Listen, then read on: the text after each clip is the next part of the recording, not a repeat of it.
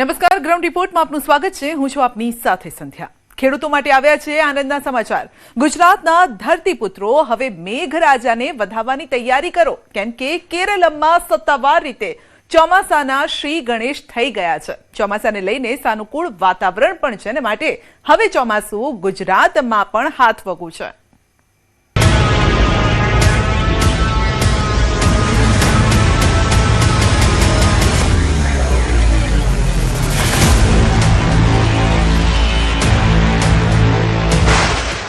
મેઘરાજાને વિધિવત વધાવવા તૈયાર થઈ જાઓ.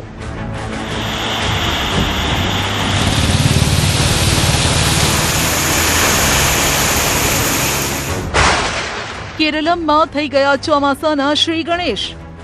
આજે ચોમાસાનો કેરળમાં આગમન. હવે મોડું ચોમાસું ગતિ પકડશે. अभी आगे आने वाला 2-3 दिनों में मानसून की जो स्थिति रहेगा, मानसून स्थिति अनुकूल है आगे बढ़ने के लिए. હવે તો પાક્કો ગુજરાતમાં ચોમાસું હાથવગું. જે ઘડીની રાહ ધરતીપુત્રો જોઈ રહ્યા છે તે ઘડી હવે ખૂબ જ નજીક આવી રહી છે. જાણે ગુજરાતના દરવાજે ટકોરા મારી રહી હોય તેટલી નજીક છે. બસ હવે જરૂર છે થોડા ધક્કાની, કેમ કે કેરળમાં ચોમાસાની સત્તાવાર એન્ટ્રી થઈ ગઈ છે. દેશમાં નૈઋત્યના ચોમાસાની સત્તાવાર રીતે ધમાકેદાર એન્ટ્રી થઈ ગઈ છે. કેરળના દરિયાકાંઠે મેઘરાજાએ વિધિવત રીતે પધરામણી કરી દીધી છે, જેના પગલે હાલ તો જોરદાર વરસાદની આગાહી છે.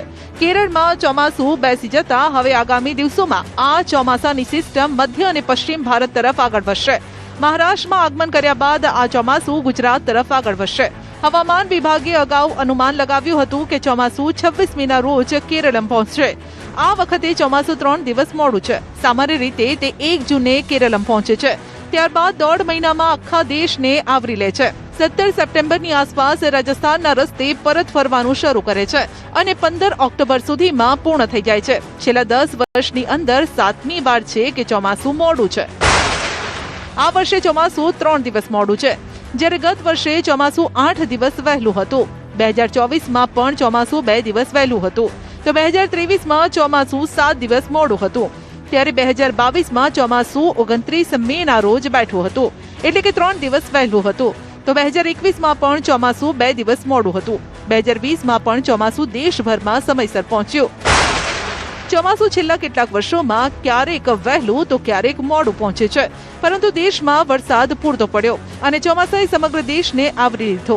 હવે કેરળમાં ચોમાસું બેઠા પછી ચોમાસાને આગળ વધવા માટે સાનુકૂળ પરિસ્થિતિ છે, એટલે હવે ચોમાસું ગતિ પકડશે તેવી આશા છે. अभी जो दक्षिण पश्चिम मौसमी का जो स्थिति है, इसमें 4 जून आज ये बोला जा रहा है दक्षिण पश्चिम और पश्चिम पूर्वी अरब सागर से बाकी हिस्सों, पश्चिम मध्य और पूर्व मध्य अरब सागर के कुछ हिस्सों, पूर्व लक्षद्वीप समूह, केरल और माहे, कर्नाटक और तमिलनाडु के कुछ हिस्सों, कामोरिन क्षेत्र के बाकी हिस्सों, दक्षिण पूर्वी बंगाल की खाड़ी और दक्षिण पश्चिमी पश्चिम मध्य, पूर्व मध्य और उत्तर पूर्वी बंगाल की खाड़ी के कुछ और हिस्सों में आगे बढ़ गया है. अभी आगे आने वाला 2-3 दिनों में मानसून की जो स्थिति रहेगा, मानसून स्थिति अनुकूल है आगे बढ़ने के लिए. ગુજરાતમાં ચોમાસાનું આગમન ક્યારે? કેરળમાં સત્તાવાર રીતે ચોમાસાની એન્ટ્રી થયા બાદ ચોમાસું હવે સટાસટ આગળ વધી રહ્યું છે. ચોમાસું છેક કર્ણાટક સુધી પહોંચી ગયું છે. હવામાન વિભાગના જણાવ્યા અનુસાર ચોમાસાના આગળ વધવા માટેની સ્થિતિ પણ અનુકૂળ છે. આ વર્ષે ચોમાસું સામાન્ય કરતા લગભગ 3 દિવસ મોડું છે, પરંતુ તેની ગતિ અને તીવ્રતા ખેડૂતોને આશ્વાસન આપી રહી છે, કારણ કે કેરળમાં ચોમાસાની એન્ટ્રી થયા બાદ છેક કર્ણાટક સુધી તે પહોંચી ગયું અને હવે ચોમાસું દેશના અન્ય ભાગોમાં ઝડપથી આગળ વધી રહ્યું છે. ચોમાસું કેરળમ તો પહોંચી ગયું છે, પરંતુ ગુજરાતમાં ક્યારે પહોંચશે તેની ગણતરીઓ મંડાઈ રહી છે. હાલ ચોમાસું ગુજરાતથી અંદાજે 850 કિલોમીટર જેટલું દૂર છે. ગુજરાત માટે ચોમાસાનું કાઉન્ટડાઉન શરૂ થઈ ગયું છે. સામાન્ય રીતે કેરળમાં એન્ટ્રી થયા પછી લગભગ 15 દિવસમાં ગુજરાતમાં ચોમાસાનું આગમન થતું હોય છે. ત્યારે 20 જૂન આસપાસ ગુજરાતમાં ચોમાસું બેસે તેવી આશા છે. છેલ્લા કેટલાક વર્ષોના ચોમાસાના આગમનની તારીખો પર નજર નાખીએ તો ચોમાસાનું આગમન 15 જૂનની આસપાસ થતું હોય છે. ક્યારેક વહેલું તો ક્યારેક મોડું પણ ચોમાસું આવતું હોય છે. 2014માં 15 જૂને આવ્યું, 2015માં 13 જૂન, 2016માં 22 જૂન, 2017માં 12 જૂન, 2018માં 23 જૂન, 2019માં 25 જૂન, 2020માં 14 જૂન, 2021માં 9 જૂન, 2022માં 13 જૂન, 2023માં 25 જૂન, 2024માં 19 જૂન અને 2025માં 25 જૂને ચોમાસાનું આગમન થયું. ચોમાસાના આગમન પહેલા મેઘરાજા બોલાવશે સટાસટી. ચોમાસાના વાદળો હવે ગુજરાત તરફ આગળ વધવા આતુર છે. જો કે તે પહેલા પ્રી મોન્સૂન એક્ટિવિટીના ભાગરૂપે મેઘરાજા વરસી રહ્યા છે. રાજ્યમાં 2-3 દિવસથી પ્રી મોન્સૂન એક્ટિવિટીના ભાગરૂપે વરસાદ વરસી રહ્યો છે. હજુ પણ રાજ્યના કેટલાક ભાગોમાં થંડરસ્ટોર્મ એક્ટિવિટીની આગાહી છે. એક વેસ્ટર્ન ડિસ્ટર્બન્સ પાકિસ્તાન તરફ સ્થિર થયું છે. વેસ્ટર્ન ડિસ્ટર્બન્સ અને 2 સાયક્લોનિક સર્ક્યુલેશન એમ 3 સિસ્ટમ એક સાથે સક્રિય થતા સમગ્ર રાજ્યના વાતાવરણમાં ભારે અસ્થિરતા જોવા મળી રહી છે. હવામાન વિભાગ દ્વારા રાજ્યમાં આગામી 2 દિવસ સુધી પવન અને ગાજવીજ સાથે વરસાદની આગાહી છે. जो साइक्लोनिक सर्कुलेशन मध्य पाकिस्तान में है उसके ऊपर से लेकर एक ट्राफ लाइन पास कर रहा है दक्षिण पूर्वी अरब सागर तक, जो 1.5 किलोमीटर ऊंचाई में स्थित है. अभी हमारे राज्यों में जो पवन का दिशा है दक्षिण पश्चिम से पश्चिम दिशा से पवन चलने का स्थिति है.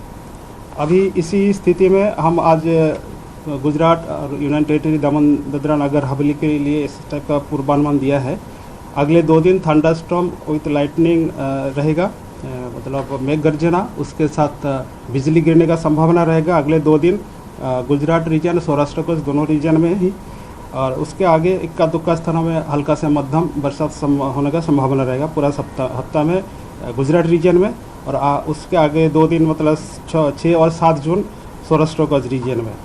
इसमें जो बारिश का स्थिति रहेगा हल्का से मध्यम बरसात का संभावना रहेगा. રાજ્યમાં પ્રી મોન્સૂન એક્ટિવિટીનો વરસાદ. રાજ્યના કેટલાય ભાગોમાં પ્રી મોન્સૂન એક્ટિવિટીનો વરસાદ ચાલુ છે. દક્ષિણ ગુજરાત અને સૌરાષ્ટ્રના કેટલાય ભાગોમાં પ્રી મોન્સૂન એક્ટિવિટીનો વરસાદ પડ્યો. વલસાડ, વાપી સહિત આજુબાજુના વિસ્તારોમાં રાતથી જ વાતાવરણમાં પલટો આવ્યો અને ભારે પવન અને ગાજવીજ સાથે વરસાદ વરસ્યો. પવન ફૂંકાતા વાપીના કેટલાય વિસ્તારોમાં વીજળી ડૂલ થઈ ગઈ, જેના કારણે લોકોને રાત્રે હાલાકી પડી. જો કે વરસાદના કારણે ગરમીમાંથી લોકોને રાહત મળી. સુરેન્દ્રનગરના સાયલામાં પણ વાતાવરણમાં પલટો આવ્યો. રાત્રે ગાજવીજ સાથે ધોધમાર વરસાદ વરસ્યો. સાયલા અને આસપાસના વિસ્તારોમાં ભારે પવન અને ગાજવીજ સાથે વરસાદ શરૂ થયો. સાયલા તાલુકામાં 2.5 ઇંચ જેટલો વરસાદ નોંધાયો. વરસાદના કારણે ખેડૂતોમાં આનંદની લાગણી છે. રાજસ્થાનના ટોંકમાં પણ ચોમાસા પહેલા મેઘરાજાએ પધરામણી કરી. આંધી સાથે અચાનક જ મોસમનો મિજાજ બદલાયો. ધૂળભરી આંધીના કારણે લોકોને હાલાકી પડી. આંધી એટલી તેજ હતી કે કેટલી જગ્યાએ પતરાના શેડ ઉડવા લાગ્યા. સદનસીબે કોઈ જાનહાનિ ન થઈ, પરંતુ ઠેર ઠેર આંધીના કારણે નુકસાનના સમાચાર છે. જો કે આ વરસાદે લોકોને ગરમીથી રાહત જરૂર આપી. બુંદીમાં પણ ભારે પવન સાથે મુશળધાર વરસાદનો રાઉન્ડ પડ્યો. લગભગ 30 મિનિટ સુધી ભારે પવન સાથે વરસાદે ધડબડાટી બોલાવી. છેલ્લા અઠવાડિયાની અંદર ત્રીજી વાર બુંદીમાં જોરદાર વરસાદ પડ્યો. ચોમાસા પહેલા પડેલો વરસાદ ખેડૂતો માટે આશીર્વાદરૂપ સાબિત થયો. અહીં પણ મેઘરાજાએ એવું આક્રમણ કર્યું કે દોસા શહેર અને આસપાસના વિસ્તારમાં જનજીવન પ્રભાવિત થયું. રસ્તાઓ પર ચોમાસાની જેમ પાણી ભરાયા. કેટલી જગ્યાએ કરા પડવાના પણ સમાચાર છે. લવાણ અને ડાગોલાઈ આસપાસના વિસ્તારમાં મોટા કદના કરા પડ્યા. ડુંગરપુરમાં પણ આકાશમાં કાળા ડિબાંગ વાદળો છવાયેલા જોવા મળ્યા. શહેરમાં ભારે પવન સાથે વંટોળિયો વરસાદ પડ્યો. સાવલા વિસ્તારમાં મોટા કદના કરા પડ્યા. થોડા દિવસ પહેલા અહીં તાપમાન 40 ડિગ્રીની આસપાસ નોંધાયું, પરંતુ વરસાદના કારણે તાપમાનમાં અચાનક જ ઘટાડો નોંધાયો. ડુંગરપુર શહેરમાં 20 મિનિટ સુધી મેઘરાજાએ ધડબડાટી બોલાવી. લેક સિટી ઉદયપુરમાં પણ ઇન્દ્રદેવ મહેરબાન થયા. બપોર બાદ પડેલા વરસાદના કારણે લોકોને ગરમીથી રાહત મળી. અડધો કલાક સુધી ભારે પવન અને વરસાદનો રાઉન્ડ ચાલુ રહ્યો. વરસાદના કારણે ઉદયપુરમાં વાતાવરણ ખુશનુમા થયું. અહીં ફરવા આવેલા પ્રવાસીઓને મોજ પડી ગઈ. તો મધ્યપ્રદેશના પન્નામાં પણ વરસાદનો રાઉન્ડ જોવા મળ્યો. સવારે અચાનક જ વાતાવરણમાં પલટો આવ્યો અને ભારે પવન સાથે મેઘમહેર થઈ, જેના કારણે શહેરી વિસ્તાર અને ગ્રામ્ય વિસ્તારોમાં લોકોને ગરમીથી રાહત મળીને વાતાવરણ આહલાદક બન્યું. ટેકાના ભાવે બાજરી, મકાઈની ખરીદી શરૂ તો થઈ, પરંતુ ખેડૂતોનો રઝળપાટ વધી ગયો. ખેડૂતો ટ્રેક્ટર ભરીને યાર્ડ પહોંચ્યા તો ખબર પડી કે હવે જણસીની ખરીદી નિયત માત્રામાં જ કરવામાં આવશે, જેને લઈને સાબરકાંઠા અને પંચમહાલના ખેડૂતોનું વધી ગયું ટેન્શન. જે લખ્યું હતું મકાઈ 200 મણ લાવવાની, તો ખેડૂતો ટ્રેક્ટરની 200 મણ મકાઈ લાવ્યા, કોઈ 300 બાજરી લાવ્યા છે. અત્યારે સરકારે એવું કર્યું 75 મણ એક ખેડૂત મકાઈ લેવાની છે અને 100 મણ બાજરી લેવાની છે. એટલે ખેડૂતોને આજે પોતાના ટ્રેક્ટરો પાછા લઈ જવા પડી જવા છે. સરકારશ્રીનો આવો નિયમ કેવો રાતોરાત બદલાઈ જાય? અને સરકારનો જો આવું જો પોલિસી કરવી હતી તો પહેલથી જે લેવા ટેકા ભાવે ખરીદવા જાહેરાત કરવાની જરૂર નથી. અને કરી છે તો એ લઈ જવાનું છે. સરકાર એક બાજુ બનકો ફેંકે છે કે અમે આમ ખેડૂતો પક્ષ છે, ખેડૂતો પક્ષ છે. આ ખેડૂતો પક્ષ છે આજે દેખાય છે ખેડૂતો પક્ષ સરકાર છે એવું. મકાઈ બાજરી ખરીદી શરૂ કરો, શરૂ કરો. ખેડૂતોને ન્યાય આપો, ખેડૂતોને ન્યાય આપો. આ આક્રોશ, આ ચિંતા અને આ ગુસ્સો છે સરકાર અને તંત્ર વિરુદ્ધ. કારણ કે સરકારે પોતાના જ નિયમ પર મારી છે પલટી. રાતોરાત ટેકાના ભાવે ખરીદીના નિયમો બદલી નાખ્યા. મકાઈ અને બાજરી વેચવા ગયેલા ખેડૂતો મુશ્કેલીમાં મુકાયા. અચાનક થોપી બેસાડેલા આ નિયમે ખેડૂતોનો પરસેવો છોડાવી દીધો.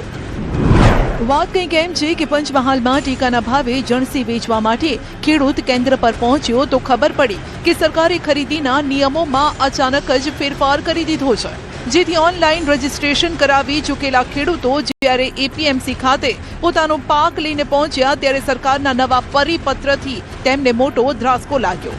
નવા નિયમ મુજબ સરકારે ખરીદીની મર્યાદા નક્કી કરી, જેમાં મકાઈ માટે મહત્તમ 1500 કિલોગ્રામ, બાજરી માટે 2000 કિલો, જુવાર માટે માત્ર 1000 કિલોની મર્યાદા સેટ કરાતા ખેડૂતો અટવાયા છે. ટ્રેક્ટરો ભરી ભરીને જે ખેડૂતો માલ લઈને પહોંચ્યા હતા તેઓ વિચારમાં પડી ગયા કે હવે આ માલ પાછો કેવી રીતે લઈ જવો. કાલે મેસેજ આવ્યો હતો 400 મણનો, અને અમારી મકાઈ સવારમાં તોલાઈ બી ગઈ 11 વાગે, અને અત્યારે બિલ મારું 67 કટ્ટા થયું ટોટલ, પણ એમાંથી બિલ બનતું નથી. બિલ 30 જ કટ્ટાનું બને છે. તો અમે બાકીની મકાઈ હવે 37 કટ્ટા પાછા લઈ જવું એવું કહે છે ગોડાઉનમાંથી. તો ગોડાઉન મેનેજર પણ કહે છે કે સિસ્ટમમાં પણ નવા નિયમ મુજબની ખરીદીની એન્ટ્રી લેવાય છે, માટે વધારાની ખરીદીની કોઈ શક્યતા નથી. ત્યારે ટેકાના ભાવે સરકારશ્રીની મકાઈની ખરીદી ચાલતી હતી, પરંતુ સરકારશ્રીમાંથી પરિપત્ર આવ્યો છે કે ખેડૂત દીઠ 1500 કિલો મકાઈની ખરીદી કરવાની છે. તે આજથી મેસેજ તો થઈ ગયા હતા, પણ આજથી જે ખેડૂતો લઈને આવ્યા છે એની 1500 કિલો પ્રતિ ખેડૂત મકાઈ હું ખરીદી શકીશ. કેમ કે વેબસાઇટમાં બી અત્યારે જે આવે એપીવી પોર્ટલ છે ખેડૂતોનું, એના પર 1500 કિલોથી વધારેનું ખરીદી સિસ્ટમમાં બતાવતી નથી. એક તરફ ખુલ્લા બજારમાં ભાવો ખૂબ નીચા હોવાથી આર્થિક ફટકો પડી રહ્યો છે, બીજી તરફ વરસાદી માહોલ વચ્ચે અનાજનો જથ્થો બગડવાની ચિંતા સતાવી રહી છે. ખેડૂતોમાં હાલ ભારે રોષ પણ છે, અને આ મર્યાદા તાકીદે હટાવવાની તેઓ માંગ પણ કરી રહ્યા છે. સાબરકાંઠાના ખેડૂતોના હાલ પણ કંઈક આવા જ છે. ટેકાના ભાવે ખરીદાતી બાજરી અને મકાઈના જથ્થામાં ઘટાડો કરાતા ખેડૂતો અટવાયા છે. ઈડર ખરીદ કેન્દ્ર પર જણસી લઈને આવેલા ખેડૂતો મૂંઝવણમાં મુકાયા. ઈડર ખરીદ કેન્દ્ર પર મેસેજ દ્વારા બોલાવવામાં આવેલ 50 ખેડૂતો પૈકી 30 જેટલા ખેડૂતો બાજરી અને મકાઈ વેચાણ અર્થે લઈને પહોંચ્યા હતા, પરંતુ નવા ઠરાવ મુજબ ખેડૂત દીઠ 1500 કિલો મકાઈ અને 2000 કિલો બાજરી ખરીદી કરવાનો નિર્ણય લેવાતા ખેડૂતો હવે અધ વચ્ચે અટકી ગયા છે. કારણ કે ખેડૂતો તો અપ્રમાણસર પાક લઈને આવ્યા હતા, તો હવે બાકીનો માલ પાછો કેવી રીતે લઈ જવો તેને લઈને ચિંતા તેઓને સતાવી રહી છે. અહીંયા અમે સેન્ટર ઉપર બાજરી લઈને આવ્યા અને ખેડૂતો મકાઈ લઈને આવ્યા, તો કે ભાઈ એક ખેડૂત દીઠ ખાતેદાર દીઠ અમે 2000 કિલો ખરીદી કરીએ, બીજી તમે પાછી લઈ જાઓ. એટલે ખેડૂતોના દાખલે કે 600 લે 2 ટ્રેક્ટર કરીને આવ્યા, આજે ટ્રેક્ટરનું ભાડાનું સમય રાત્રે ભરવાનું ખેડૂતોને મુશ્કેલ છે. ખેડૂતોને આ સરકાર થકાવવા માટેના પ્રયત્ન કરી રહી છે. કાલે મેસેજ આવ્યો કે તમારા જે ટેકાના ભાવે ખરીદી કરવા માટે જે મકાઈ નોંધાયેલી છે એ તમે 3370 કિલો લઈને કાલે અહીંયા આવો 8 વાગે. હવે સીઝન સાહેબ તો સાધન અમારે પોતાનું છે નહીં, ભાડાવાળો સાધનો તો કોઈ અત્યારે સીઝન ચાલે બાજરી અને મકાઈ નહીં, એટલે કોઈ સાધનો ભાડાવાળો મળતો નથી. કોઈનું ટોલું મળે તો ટ્રેક્ટર ના મળે, ટ્રેક્ટરમાં તો ટોલ ના મળે. અહીંયા લઈને આવ્યા કે તમારા આજે 75 મકાઈ લેવા. હવે અમારે 168 મણનું જે મેસેજ આવેલો છે, બાકી મકાઈ અમારે ક્યાં લઈ જવાની? ખેડૂતો પાસેથી અગાઉ હેક્ટર દીઠ મકાઈ માટે 2811 કિલોની મર્યાદા અને બાજરીમાં 2795 કિલો મર્યાદા નક્કી કરાઈ હતી, પરંતુ રાતોરાત નિયમ બદલી નખાયો, માટે ખેડૂતો હવે રોષે ભરાયા છે. એટલું જ નહીં, તોલવાવાળા પણ અહીં હાજર ન હોવાથી વ્યવસ્થાનો અભાવ પણ જોવા મળ્યો. માટે ખેડૂતો કહી રહ્યા છે કે સરકારે જો આવું જ કરવું હતું તો પછી ખેડૂતોને ભાડા અને નાણાંનો વેડફાટ કેમ કરાવ્યો. અત્યારે સરકારે એવું કર્યું 75 મણ એક ખેડૂત મકાઈ લેવાની છે અને 100 મણ બાજરી લેવાની છે. એટલે ખેડૂતોને આજે પોતાના ટ્રેક્ટરો પાછા લઈ જવા પડી જવા છે, અને ખેડૂત કહે છે બિલ આજે બનતો નથી. એટલે ખેડૂતો બજારમાં જાય તો આજે એમને 50-60 રૂપિયા નુકસાન જાય છે, અને ખેડૂતો લૂંટાવાનું થયું છે. સરકારે તો એવું કર્યું આજે એકદમ કોથળા બિલાડું કાઢીને ખેડૂતોને મુશ્કેલી મૂકી દીધા છે. એક તરફ રાજ્ય સરકાર દ્વારા ખેડૂતોની આવક બમણી કરવાના હેતુથી ટેકાના ભાવે ખેત પાકો માટે ખરીદ કેન્દ્રો શરૂ કરાયા છે, પરંતુ આ નવા ઠરાવે મુશ્કેલી વધારી છે. હવે જે ખેડૂતો મોટી માત્રામાં પાક લઈને આવ્યા હતા તેઓએ માલ પાછો લઈ જવો પડ્યો. ટ્રેક્ટરના ભાડા વધી ગયા, સમયનો વેડફાટ થયો એ અલગ. જોકે યોગ્ય નિર્ણય ન આવે તો આગામી સમયમાં વિરોધ દર્શાવવાની ખેડૂતે તૈયારી દર્શાવી છે.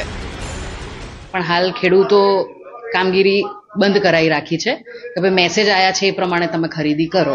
આ બાબતે આપે કોઈ આપની ઉપરની ઓથોરિટી? હા, અમને જાણ એટલે આગળ જાણ થઈ છે. ખેડૂતો પોતે પણ રજૂઆત કરી છે અધિકારીશ્રીઓને, અને અમે પણ અમારા લેવલે જાણ કરી છે. જો કે સ્થાનિક લેવલે પ્રશ્નનો હલ ન આવતા ખેડૂતોએ સાયકલ પર સવાર થઈ ગાંધીનગર તરફ કૂચ પણ કરી હતી. ભારતીય કિસાન સંઘે સરકારના નિર્ણયને ખેડૂતોના હિતને નુકસાન પહોંચાડતો નિર્ણય ગણાવ્યો. મર્યાદા ઘટાડવાના નિર્ણય પર પુનઃ વિચાર કરવાની માંગ કરી. જો કે આ રજૂઆત માટે ગયેલા ખેડૂતોને પ્રવેશ ન અપાતા સચિવાલય પ્રવેશ દ્વાર પાસે ખેડૂતો અને પોલીસ વચ્ચે ઘર્ષણ પણ થયું. ખેડૂત પોતાની બાજરી ખુલ્લા ટ્રેક્ટરની અંદર લઈ અને માર્કેટની અંદર જ્યારે સવારે પહોંચ્યો ત્યારે એના માટે ખૂબ આપત્તિજનક સમાચાર આવ્યા કે ભાઈ 6000 કિલો નહીં પણ માત્ર 2000 કિલો જ બાજરી તમારી ખરીદાશે. પરિણામે ખેડૂતોની અંદર રોષ ભભૂકી ઉઠ્યો. ખેડૂત પોતાના ઘરેથી રજૂઆત કરવાના માધ્યમથી આટલા દૂરથી અહીંયા આવ્યો હોય તો એને શાંતિથી સાંભળવો જોઈએ, નહીં કે એને ત્યાં બહાર રોકવો જોઈએ. આપણા માધ્યમથી રાજ્યના મુખ્યમંત્રી શ્રી અને પોલીસ તંત્રને વિનંતી છે કે એને અંદર આવવા દેવો. તો ખેડૂતોને પડતી સમસ્યા અંગે અમે જ્યારે કૃષિ મંત્રીને સવાલ કર્યો તો તેમણે આ નિર્ણયને કેન્દ્ર ઉપર ઢોળી દીધો અને કહ્યું કે ગયા વર્ષ કરતા આ વખતે મોટી સંખ્યામાં ખેડૂતોએ નોંધણી કરાવી છે, તેમ છતાં બાજરીનો કોટા વધારવા કેન્દ્ર સરકારને રજૂઆત કરવામાં આવશે. અત્યારે જે પરિસ્થિતિ છે એમાં 55,000 જેટલા ને આ વખતે લગભગ 17,000 જેટલા ખેડૂતોનું રજીસ્ટ્રેશન એ બાજરીમાં થયું હતું. હાલાકી ઘઉં ને વગેરેની ખરીદી અન્ય રીતે જે ખેડૂતો માગે છે એ પ્રમાણે થઈ રહી છે. આપણે સૌ જાણીએ છીએ કે આ કેન્દ્ર આધારિત યોજના હોય ત્યાંથી પણ કોટા એ દરેક રાજ્યને સપ્રમાણ મળતા હોય છે. એ પ્રમાણે રાજ્યની સરકાર માનનીય રમણભાઈ સોલંકીએ મને કહ્યું છે કે અમે કેન્દ્ર સરકારમાં પણ વિનંતી કરીશું. હવે જ્યાં સુધી નવા નિયમમાં સુધારો ન થાય ત્યાં સુધી ખેડૂતોએ કાં તો વધારાના પાકને સંઘરી રાખવો પડશે, કાં તો ખુલ્લા બજારમાં વેચી દેવો પડશે, કારણ કે બીજો કોઈ ઉપાય પણ નથી. જો આપની આસપાસ શ્વાન ફરતા હોય તો સાવધાન થઈ જજો. તમારા બાળકોને સંભાળીને રાખજો, કારણ કે આ ડાઘિયા બન્યા છે માનવ લોહીના તરસ્યા, જે જીવ લેતા પણ વિચાર નહીં કરે. તો દીપડા અને સિંહ પણ જંગલમાંથી ગામ અને ગામથી શહેર તરફ દોટ મૂકી રહ્યા છે, માટે આ આતંકથી રહેજો સાવધાન.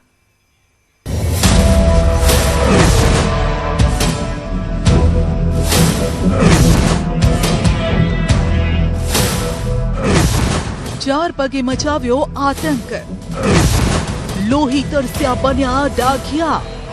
અત્યારે 30 દિવસમાં અમારે 4 બનાવ બન્યા છે. 3 બનાવ ખાંડ ખીચડિયા ને 1 બનાવ તોરી.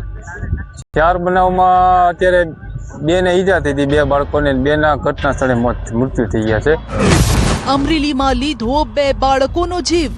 પહેલા 2 છોકરાને ફાડી ખાધા, સૂચી નાખ્યા, અને એકને ફાડી ખાધું.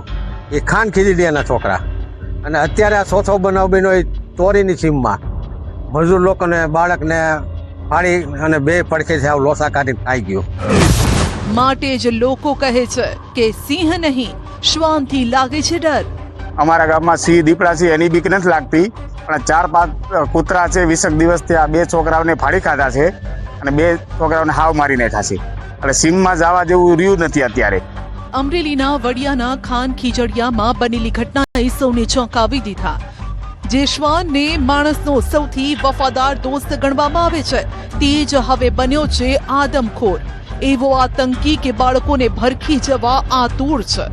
આપને જાણીને આશ્ચર્ય થશે કે 25 દિવસમાં અહીં 4 બાળકો પર શ્વાને હુમલો કર્યો. ખેતરમાં રમતા બાળકને ફાડી ખાધું. આ છે અમરેલીના વડિયા તાલુકાનું ખાન ખીજડિયા ગામ, જ્યાં છેલ્લા 20-25 દિવસથી માસૂમ બાળકો પર કાળ મંડરાઈ રહ્યો છે. ગામના સીમ વિસ્તારમાં મજૂરી કામ કરતા શ્રમિકોના બાળકો પર 4 આદમખોર શ્વાનોએ આતંક મચાવ્યો. આ હિંસક આદમખોરે 4 બાળકો પર હુમલો કર્યો, જેમાં 2 નિર્દોષ બાળકોએ પોતાનો જીવ ગુમાવવો પડ્યો. એક બાળક હજુ પણ જીવન અને મરણ વચ્ચે ઝોલા ખાઈ રહ્યું છે. શ્વાને એવા સમયે હુમલો કર્યો જ્યારે વાડી વિસ્તારમાં બાળકો રમતા હતા. ખેત મજૂરી કરતા મગનભાઈના 7 વર્ષના દીકરા રોમિતને આ શ્વાને ફાડી ખાધો. આ ઘટના એવા સમયે બની જ્યારે મજૂર પિતા ખેતરમાં પાણી વાળવા ગયા હતા ને બાળકો રમતા હતા. અહીંયા ખાટલા ઉતરેલા હતા. હા, હું અહીંયા પાણી વાળતો હતો. હા, એટલે ફોન આવો જાય એટલે કંઈક અવાજ આવ્યો નહીં. બરાબર. એટલે અવાજ આવ્યો નહીં. પછી હું આ છોકરી કેમ ભાગીને આવી તો છોકરાને સૂતી નાખ્યો. પછી હું માન પૂગી રહ્યો અહીંયા. બરાબર. છોકરી પીપળા કૂદી ગઈ. હા, એટલે પછી છોકરી હંતાઈ ગઈ. છોકરાને સૂતી નાખ્યો લઈ જાય. બરાબર. છોકરી આ ટીપણામાં હંતાઈ ગઈ. ટીપણા હંતાઈ ગઈ. બરાબર. અને છોકરાને કૂતરાએ પકડી લીધો. છોકરાને પકડી લીધો. છોકરાને ત્યાં સૂતી નાખ્યો પૂરું બંધ. આ ઘટનાના પગલે સમગ્ર પંથકમાં ભય અને ફફડાટનો માહોલ ફેલાયો છે. કારણ કે આ પ્રકારની ઘટના આ ગામમાં પહેલા ક્યારેય નહોતી બની. આ 4 ડાઘિયા ન જાણે ક્યાંથી આવ્યા અને ફક્ત એક જ ગામ નહીં, આસપાસના ગામોમાં પણ આતંક ફેલાવી દીધો. જો કે માસૂમોના મોત બાદ પરિવાર શોકમાં છે. માતા રડી રડીને અધમૂવી થઈ ગઈ છે. ગ્રામજનોમાં પણ ભારે રોષ છે. એક તરફ ગામ લોકોમાં રોષ છે ને બીજી તરફ ડર પણ છે. પરિસ્થિતિ એવી છે કે ખેડૂતો ખેતર જતા ડરે છે. સવાલ તે લોકોને એ પણ સતાવી રહ્યો છે કે જ્યારે શાળાઓ ખુલશે તો બાળકોને શાળાએ કઈ રીતે મોકલીશું. હવે આ કાલ સવારે વાવણી થાય, મોટો મોલ થાય તો અમે મજૂર કે ગામના લોકો કે પોતે ખેતર વાળા માલિક કેમ જઈ શકીએ?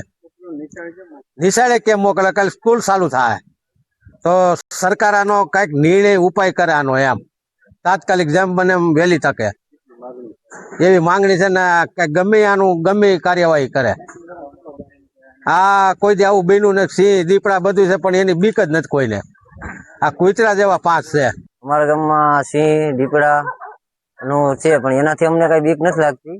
પણ છેલ્લા 20-25 દિવસ કૂતરા એવડા હેરાન કરે છે ટીમમાં કે 2 બાળકીને સૂતી નાખી અને 2 બાળકોને મારી નાખ્યા. એટલે આ સરકાર આનો કઈ ઉપાય કરે એવી માંગણી છે. કેવો ડર કેવો લાગે? ડર કૂતરાનો તો બહુ. જો તંત્ર વહેલું જાગ્યું હોત તો ગરીબ મજૂર પરિવારના બાળક તેમની સાથે હોત. કારણ કે સ્થાનિકોએ અને સરપંચે ખુદ તંત્રને વારંવાર આ અંગે રજૂઆત કરી હતી અને છતાં પણ આ શ્વાનને પકડવા માટે ટીમ આવતી ન હતી. જેના પ્રતાપે આજે બાળકો હતા ન હતા થઈ ગયા. પછી હવે અમે અવારનવાર તંત્રમાં રજૂઆત કરી હતી, કીધું આનું નિવાકરણ શું લેવું. તો પછી તંત્ર દ્વારા અમે વન વિભાગમાં જાણ કરી તો કે અમારામાં ન આવે, તો કે તમારા ગ્રામ પંચાયતમાં આવે. અને આ તો જે શ્વાન હતા એ સીમ તળના હતા, કેમ કે આવા અવારનવાર કિસ્સા બનતા હતા. એટલે મજૂર અત્યારે પરત વિયાના દેશમાં વહી ગયા છે. જે માંડી મગફળી વાવી છે, કપાસ વાવ્યો છે, અત્યારે મેકીને જતા રહ્યા છે. કોઈ નક્કર પગલાં ન લેવાતા આખરે ગ્રામજનોનો આક્રોશ ભભૂકી ઉઠ્યો. તંત્ર ન જાગતા આખરે ગામના લોકોએ જ એવી ટીમોને બોલાવી જે આવા જાનવરોને પકડી શકે. હિંસક બનેલા શ્વાનોને પકડવા માટે ખાસ ભૂંડ પકડવાની ટીમને બોલાવવામાં આવી અને શરૂ કરાયું ઓપરેશન શ્વાન. ભારે જહેમત બાદ 4માંથી 2 મુખ્ય આદમખોર શ્વાન ઝડપાઈ ગયા છે. જેમાંથી એક શ્વાન એટલો ખૂંખાર હતો કે તેને પકડવા ગયેલા ગ્રામજનો પર પણ તેણે હુમલો કરી દીધો. તેમને દોડાવ્યા, જેથી સ્વ બચાવમાં ગ્રામજનોના હાથે તે શ્વાન મોતને ઘાટ ઉતારાયો. જ્યારે અન્ય એક શ્વાનને ગ્રામજનોએ દોરડા વડે મજબૂત રીતે બાંધી લીધો. મુખ્ય 2 શ્વાન પકડાતા ગ્રામજનોએ હાલ તો રાહતનો શ્વાસ લીધો છે. જો કે હજુ પણ અન્ય 2 શ્વાનો નાસી છૂટ્યા છે, જેની શોધખોળ ગ્રામજનો કરી રહ્યા છે. ગામના તમામ આગેવાનો નક્કી કર્યું કે ભાઈ આની એવી કોઈ ટીમ હોય તેને બોલાવીને પકડાઈ રહી. તો એક ટીમ ભૂંડ પકડવા વાળી ટીમને બોલાવી ત્યાં આવ્યા અને જાળી ગોઠવી. 2 કૂતરા પકડાઈ ગયા અને 2 ફરાર થઈ ગયા છે. એ 2 પકડાણા એનાથી થોડુંક ગામના લોકોને મજૂરોનો હાશકારો મળ્યો છે. તો હવે 2 પકડાઈ જાય એવી મહેનત ચાલુ છે. કરવા માટે સૂચના આપેલી, જે આજ રોજ 2/6 રોજ ગ્રામ પંચાયત કાનકીજડિયાના સીમ વિસ્તારમાં ટીમ દ્વારા અત્યાર સુધીમાં 2 શ્વાનને પકડી પાડવામાં આવ્યા છે અને બીજા 2 શ્વાનની શોધખોળ ચાલુ છે. હાલ તો ગ્રામજનોની એક જ માંગ છે કે સરકારે જિલ્લા મથકે એક એવી મજબૂત ટીમ રાખવી જોઈએ જે તમામ પ્રકારના જાનવરોનો સામનો કરી શકે, પકડી શકે. વૃદ્ધા અને મહિલાને શ્વાને કર્યા લોહીલુહાણ. જેતપુરના ટાકોડીપરા અને બાવાવાળાપરા વિસ્તારમાં શ્વાનોએ આતંક મચાવ્યો. અહીં પણ શ્વાને અનેક લોકોને બચકા ભર્યા. કોઈને પગે તો કોઈને હાથમાં ઈજા પહોંચાડી. અનેક લોકો લોહી લુહાણ થયા. વૃદ્ધ સહિત અનેક લોકો શ્વાનના હુમલાનો ભોગ બન્યા. શ્વાન કરડતા 8 જેટલા લોકોએ સારવાર લેવી પડી. અનેકને પાટાપિંડી કરવી પડી. ઘટનાના પગલે વિસ્તારમાં ભય છે અને ચિંતા પણ છે. સ્થાનિકોએ તાત્કાલિક હડકાયા શ્વાનને પકડવાની માંગ કરી છે. શ્વાને 4 લોકોને ભર્યા બચકા. જૂનાગઢ જિલ્લાના ચોકલી ગામમાં પણ શ્વાનનો આતંક છે. બીજી તરફ લોકોમાં ફફડાટ. એક જ દિવસમાં શ્વાને 4 જેટલા લોકોને બચકા ભરી લીધા. શ્વાનના હુમલામાં બાળકો અને વૃદ્ધો ઘાયલ થયા. તમામ ઈજાગ્રસ્તોને સારવાર માટે હોસ્પિટલ ખસેડાયા. ગ્રામજનોએ તંત્ર પાસે તાત્કાલિક કાર્યવાહી કરી શ્વાનને પકડવા માટેની માંગ કરી છે. મને હડકાયું કૂતરું કર્યું, બીજા 4-5 જણાને કર્યું. સવારે 7 વાગે મને પેલા કર્યું.